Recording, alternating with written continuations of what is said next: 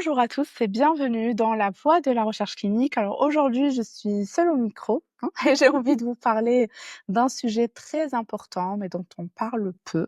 C'est comment réussir à s'imposer lorsqu'on manque de confiance en soi ou lorsqu'on est timide.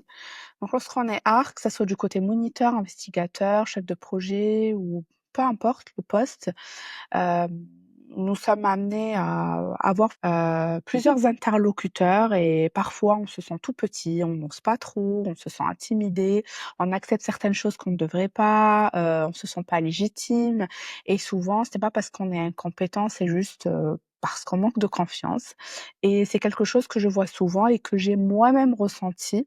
Donc je voulais qu'on en parle aujourd'hui à cœur ouvert, même si les personnes qui semblent sûres d'elles, elles peuvent douter, donc elles peuvent être intimidées ou perdre leurs moyens et c'est tout à fait normal. Donc voilà, je vais vous donner des exemples au fur et à mesure et surtout quelques clés pour pouvoir surmonter ça et certaines clés qui m'ont moi-même aidée. Par exemple, si on prend une réunion de mise en place, d'accord? Que ça soit l'ARC, parfois il y a le investigateur coordonnateur qui est avec lui, donc c'est un peu rassurant et parfois il se débrouille tout seul. Donc lors d'une réunion de mise en place, surtout quand c'est la première, on a face à nous toute l'équipe investigatrice. Il faut en faire plusieurs, surtout quand c'est en présentiel et c'est, une expérience très intimidante dans le sens où on ne connaît pas ces personnes-là, c'est des médecins, c'est des infirmiers, c'est des voilà, professionnels de la santé et des professionnels de la recherche clinique comme les arcs investigateurs et autres et en fait, on se sent directement intimidé, on se sent mal à l'aise. Il y a ce petit stress, un peu comme un examen, avant de faire sa présentation. On a tous connu ça. Alors je me rappelle plus forcément de ma première, présentation de NEP, mais je me rappelle de la dernière. C'est celle où, je l'ai faite, alors c'était, dans le cadre, d'un essai décentralisé et il y avait pas de monito, rien du tout, risque, faible, voilà, j'ai un T3 et on n'avait pas le budget pour avoir un arc, enfin, en fait, il y avait pas de monito, donc pas besoin et du coup, je devais faire, la toute la partie réglementaire et tout ça et juste la présentation de MEP. OK, bon, je l'ai préparé et tout ça, je maîtrisais le sujet, y a pas de souci. Mais j'étais quand même super stressée. Pourquoi? Parce que, l'IP du centre est, bah, la responsable scientifique, de l'étude et surtout, c'était son produit à lui quand testé, que c'est une appli, ben, il est très influent et il est très, très, très à l'aise face à une caméra, il parle très bien, une éloquence, voilà. Hem et moi j'arrivais là avec mes petites slides, avec, une boule au ventre, avec mes petits rappels réglementaires, de 15 000 € d'amende et du coup, je me suis sentie toute petite, pas du tout à ma place. Hem, voilà, j'étais vraiment gênée et bon, je me suis faite violence tout simplement. Alors je n'ai pas je n'ai pas d'astuce, par rapport à ça. En fait, je me suis dit: «Bon allez, c'est comme un pansement qu'on arrache d'un coup», et pourtant, ça s'était très, très, très bien passé. En fait, on était comme un binôme parce que bon, après avoir expliqué un peu le concept et cetera, alors c'était pour l'équipe, c'était vraiment des personnes qui n'avaient jamais dans la majorité des personnes, n'avaient jamais fait d'essais cliniques.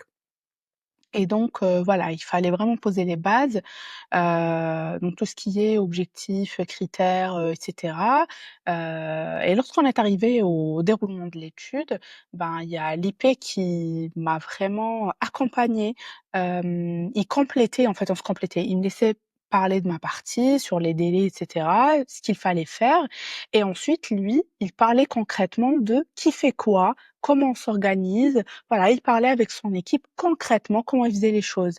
Déjà de un, ça me permettait de faire une pause, de respirer un peu et de 2, ça m'a vraiment mise à l'aise parce que, ben, on était comme un binôme donc en fait, on a mené la réunion ensemble et à partir de là, j'ai cessé de le voir vraiment au-dessus, mais on était au même niveau. On a travaillé un petit peu comme un binôme, quoi. Donc c'était vraiment agréable. Donc le stress et cette boule au ventre, c'était vraiment dans la tête parce qu'on lorsqu'on a une idée reçue, on minimise, on se sent tout petit, ben, systématiquement, on a, ce manque de confiance en nous, tout simplement. Ça peut être je peux donner un autre exemple, quand c'est un arc investigateur, par exemple, qui n'a jamais travaillé forcément dans le milieu hospitalier, bah, le fait de parler avec, des patients, à des inconnus, ça peut, heu, ça peut être gênant. On peut penser qu'on dérange la personne, que ça soit pour, je sais pas, faire signer un document ou, remplir un questionnaire ou poser des questions. Le patient est déjà stressé, il est angoissé, il est déjà énervé parfois. Il y en a plein qui sont bienveillants, mais voilà, en fait, ils sont pas à l'hôpital, ce n'est pas leur destination préférée et donc parfois on se dit: «Oui, bof, je vais pas fouiller, je vais déranger», donc on commence à ne pas aller droit au but. Donc là, le conseil que je peux donner, c'est vraiment répéter la phrase dans sa tête. C'est tout bête et ça m'est déjà arrivé, alors pas avec des patients, mais c'est tout bête, vraiment, vous répétez la question. Faut la répéter plusieurs fois et après vous allez la dire. Vous pouvez bafouiller quand même, hein, si le stress est fort, donc c'est pas garanti, mais ça aide un petit peu parce qu'on se dit: «OK, on est prêt». En fait, tout ça, que ça soit, faire une réunion, faire une mise en place, aller aborder une personne, tout est dans la préparation, je trouve. Donc ensuite, bon, même si on bafouille, c'est pas grave, en fait. Généralement, même avec un patient, ça se passe très bien. Lorsqu'on anime une réunion, en tant que chef de projet, par exemple, ou en tant que manager, avec un comité de pilotage, avec des personnes, très expérimentées, qui ont certains caractères, et qui sont pressées surtout. Donc moi, dans la majorité des cas, c'est des personnes qui sont pressées, donc qui veulent aller droit au but. Donc il faut vraiment être prêt, donc se préparer, avoir un plan, un ordre du jour, s'il le faut préparer une mini présentation avec, 2-3 slides. Voilà, donc pour garder la main et déjà essayer de s'imposer et de garder la main. Parce que parfois, si vous êtes face à des personnes qui parlent beaucoup et qui s'éloignent, alors vous n'allez pas respecter le temps de réunion. Si vous avez allé, 1 heure, ben, il faut essayer de rentrer dans cette heure-là, sinon vous aurez des personnes qui vont, quitter la réunion à la fin, qui ont autre chose, des consultations ou autres et donc voilà. Mon astuce par rapport à ça, c'est vraiment, avoir un plan bien défini. Si vous voyez que les personnes sortent du cadre, essayez de garder la main et de dire: «Voilà, alors pour revenir à tel sujet, il faut faire ça, ça et ça».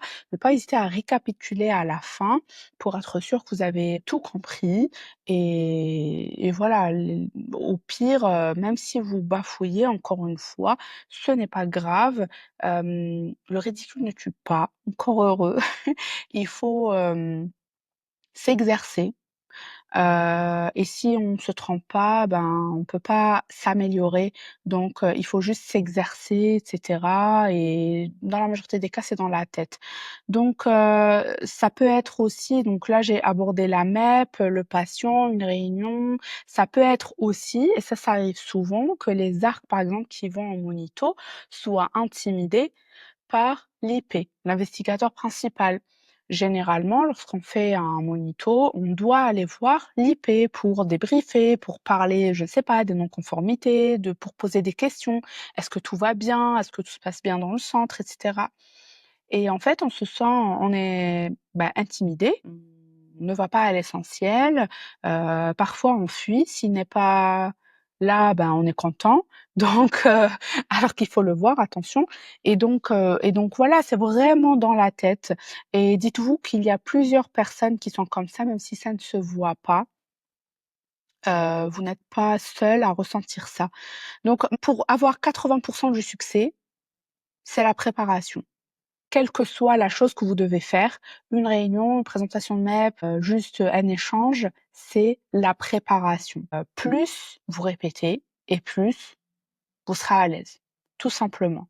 Et Les 20 qui restent, je me dis, c'est vraiment de se faire violence, c'est, d'être audacieux.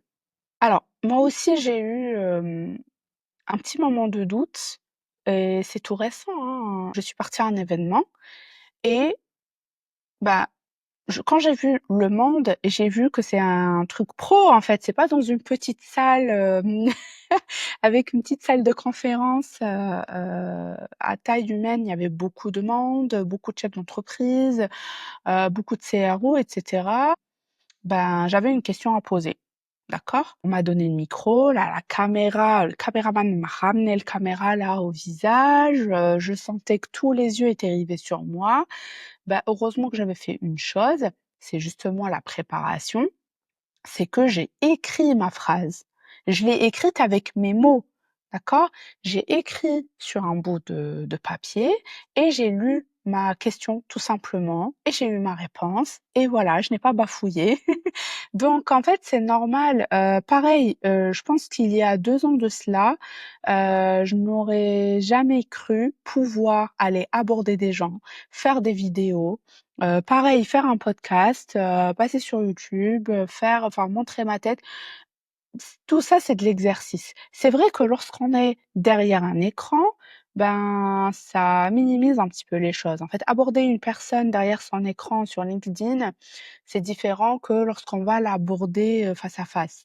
Mais ça m'est arrivé d'aller demander à une personne, et je me suis faite recaler, hein, mais pas par la majorité. Soit la personne était gênée tout simplement, mais gentiment, hein. La personne était gênée, elle m'a dit: «Oui, non, je maîtrise pas trop, c'est pas moi, le CIO n'est pas là, donc bon, peut-être une prochaine fois» ou «Ah non, je suis pas à l'aise, face à une caméra, je suis désolée». Donc j'ai été recalée gentiment, mais c'est pas grave, je l'ai pas pris personnellement. Mais dans la majorité des cas, ben, le fait d'avoir les 20 là d'audace, ben, j'ai pu avoir mes vidéos. Je pense que 2 ans en arrière, je n'aurais pas pu le faire. Je pense vraiment que tout ce travail-là que je fais, inconsciemment, m'ont permis d'avoir, confiance en moi, de trouver des solutions pour, casser cette barrière-là de prise de parole en public et surtout d'oser. Et ça arrive, à tout le monde d'avoir ce sentiment-là, d'avoir peur de déranger, alors que quand c'est un événement on est là pour réseauter, bah, ces personnes-là sont ouvertes pour parler. En fait, il faut se mettre ça en tête. C'est que si la personne n'a pas envie de réseauter, bah, elle ne serait pas venue tout simplement. Donc voilà, il faut aller oser, voir les personnes, poser des questions. Si là, vous avez peur de bafouiller, vous la préparez dans votre tête. Si vous avez un bout de papier, vous lisez votre question et voilà. Donc à force de le faire, je sais que c'est un exercice difficile, mais à force de le faire, vous allez y arriver, vous allez casser ces barrières une après l'autre et ça va marcher. En tout cas, ça a marché pour moi. Après, ça peut se passer mal. Par exemple, je ne sais pas, on est face à un investigateur qui est pressé, ou juste aigri, hein, ou face à un patient qui vous envoie balader, face à des gens qui vous raccrochent au nez. Moi, ça m'est arrivé personnellement où, j'ai appelé une pharmacie pour avoir une information, mais très, très urgente. Elle m'a accroché au nez, à 2 reprises. Oui, j'étais énervée, mais ce que j'ai fait, c'est que j'ai envoyé un mail. J'ai expliqué que, ben, c'était pas très correct de me raccrocher au nez, que j'avais juste envie d'une information rapide et elle m'a donné cette info au bout de 2 minutes. Donc voilà, ne pas hésiter à remettre la personne, à sa place quand il le faut, ne pas accepter tout et n'importe quoi, mais ça vient avec le temps, en fait. Puisqu'en plus on a de l'expérience et on a cette habitude-là de communiquer et d'interagir avec des personnes, et plus on peut dire certaines choses et expliquer gentiment, quand c'est une non-conformité, quand c'est contre la réglementation, on l'explique, quand c'est contre le process, il faut l'expliquer et pourquoi si vous voulez une information précise, eh bien vous expliquez pourquoi. En fait, tout est, dans l'explication bien sûr avec respect, il faut pas manquer de respect. Tu n'es pas responsable forcément de la mauvaise humeur des autres. Moi, du coup, la personne m'a accroché au nez parce qu'elle était ultra chargée et c'est pas moi qui a fait sa to-do list, hein, donc voilà. Bon, j'ai eu quand même ma réponse, c'était désagréable, mais j'ai survécu. En fait, faut pas se dire que ça va se passer tout le temps comme ça. Au contraire, la majorité des personnes et je trouve, hein, qu'on est vraiment dans un milieu très, très, très bienveillant, donc il faut juste oser, foncer et franchement, ça se passe bien. Pareil, si, on est plutôt timide et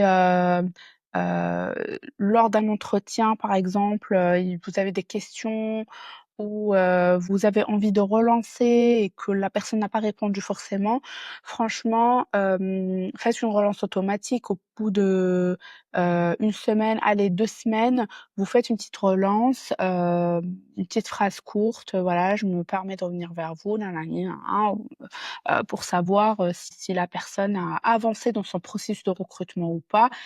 Donc il faut pas se bloquer juste à cause de sa timidité en disant: «Oui, je vais harceler ou je vais, passer pour une personne impatiente et cetera». Ben non, vous allez tenter.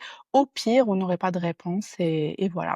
Donc si vous n'êtes pas à l'aise à l'oral, vous pouvez, ben, préparer vos mots, préparer vos phrases, et comme ça va vous permettre de prendre la parole avec assurance, quel que soit l'exemple que j'ai donné. Voilà, c'est la fin de l'épisode. Merci de m'avoir écouté jusqu'ici. J'espère que cet épisode vous a aidé. N'hésitez pas à me dire, hein, ce que vous en pensez, à partager cet épisode et à me soutenir avec un petit like. Et surtout, rappelez-vous d'une chose, vous êtes légitime, donc vous avez le droit de prendre votre place et voilà. Je vous dis à très, très bientôt, dans la voie de la recherche clinique.